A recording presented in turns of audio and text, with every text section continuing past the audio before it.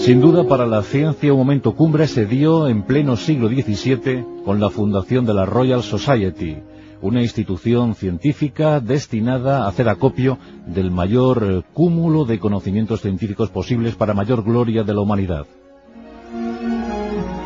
Un tiempo fértil en el que surgieron figuras tan relevantes como las de los propios Isaac Newton o Robert Hooke. Dos mentes lúcidas, brillantes, tremendamente luminosas, que dieron grandes satisfacciones a todos aquellos que leyeron sus obras, sus intuiciones, sus teorías, y desde luego también fueron muchos los que disfrutaron con esos enfrentamientos que dieron lugar pues a enconados debates sobre quién debía arrogarse el derecho a ser padre de tal o cual teoría, hipótesis científica. Aquellos tiempos de la Royal Society. Robert Hooke, precisamente, fue uno de sus fundadores. Nacido en 1635, permaneció durante 40 años al servicio de la Real Sociedad Británica, pendiente de la biblioteca y con además la misión de ofrecer un experimento semanal a todos los integrantes de aquel particular y selecto club científico. Robert Hooke pasa a la historia como uno de los hombres más pródigos en cuanto a averiguaciones, adelantos. Por ejemplo, un gran inventor, el primer barómetro, el primer hidrómetro, el primer anemómetro. Dio los fundamentos para la articulación universal, el muelle salió de esas ideas. Y como astrónomo tampoco tenía precio porque fue el primero en descubrir una estrella binaria. Y además también fue pionero a la hora de describir, fue el primero que describió el planeta Urano. Pero desde luego Robert Hooke fue muy conocido en aquel tiempo gracias a su enfrentamiento terrible, frontal, una lucha enconada con Isaac Newton. ¿Acaso el adelantado, el gran padre de la ciencia moderna? Su libro Philosophiae Naturalis Principia Mathematica está considerado como el libro más importante escrito jamás sobre ciencia. El conocido popularmente como Principia, desde luego dio mucho que hablar y abrió puertas para el conocimiento de los humanos. Y por eso Isaac Newton está considerado como el más grande de los científicos. Pero eso no le libra de ciertas polémicas, de ciertos debates, de ciertas justas casi medievales con diversos compañeros suyos. ¿Acaso el principal rival de este periodo fue el propio Robert Hooke? Y es que Hooke afirmaba, y así lo constató, que fue el primero también en intuir las leyes de gravitación universal. Y estas, claro está, son el mayor hito de Isaac Newton. Entonces, ¿qué pasó? ¿Qué ocurrió? Es muy sencillo. Robert Hooke trazó los rudimentos esenciales, trazó las líneas básicas para esas leyes de gravitación universal, pero no pudo o no supo dar solución a la formulación matemática. Ahí no llegó. Ese terreno le fue vetado.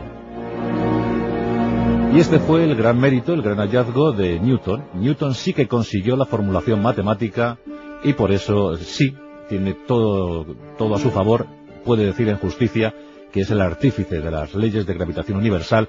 Ya sabéis, lo de la manzana cayendo, la gravedad de la Tierra, justo cuando Newton atravesaba por una terrible depresión. Pues esa manzana pudo satisfacer, pudo por fin animar al gran sabio británico y formular, como es debido, esa ley de la gravedad universal. Pero esto encorajinó mucho a Robert Hooke, porque cuando lo presentó Newton en su escrito famoso ya mencionado, pues no dijo nada sobre aquel que le había inspirado presuntamente para formular la teoría. Y Hooke entró en un terrible ataque de cólera y dijo que él era el padre de esa teoría. Durante años estuvieron debatiendo, cruzaron insultos, exabruptos, improperios. Conocido es el carácter terrible de Isaac Newton. Debatió con todo el mundo, no solo con sus compañeros, con sus colegas científicos, sino también con el propio Vaticano. Él era un convencido arriano. Él no confiaba en la tesis de la Trinidad.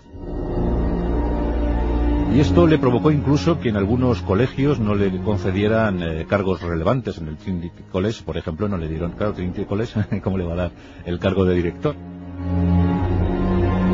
Pero con Hooke la cosa llegó a ser incluso despiadada, descarnada, porque también volvieron a chocar con la teoría de la luz.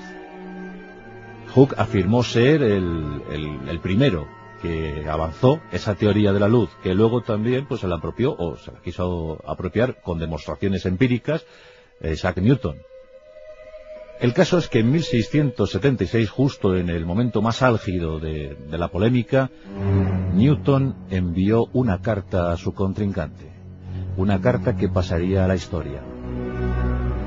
En esa carta le decía, entre otras lindezas: si llegué a ver tan lejos fue porque me pude encaramar a hombros de gigantes. Esto no era nada más que una clara alusión sarcástica a la baja estatura de su rival. Y es que Robert Hooke era un hombre diminuto, era un hombre muy pequeño, muy bajito de estatura, y Newton pues gustaba de esta clase de bromas.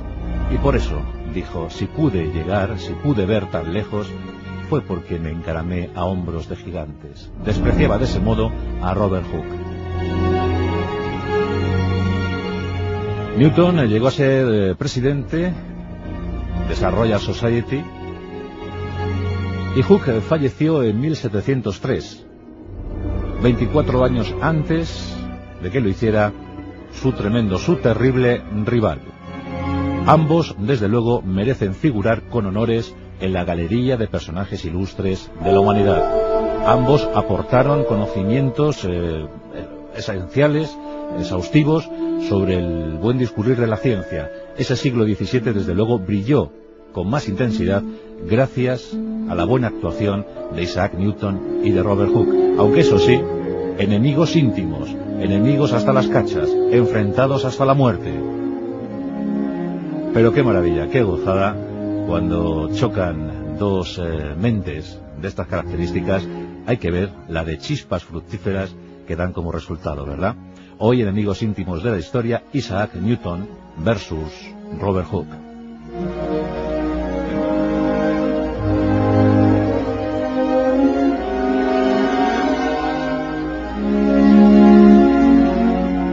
En Onda Cero, La Rosa de los Vientos, Juan Antonio Cebrián.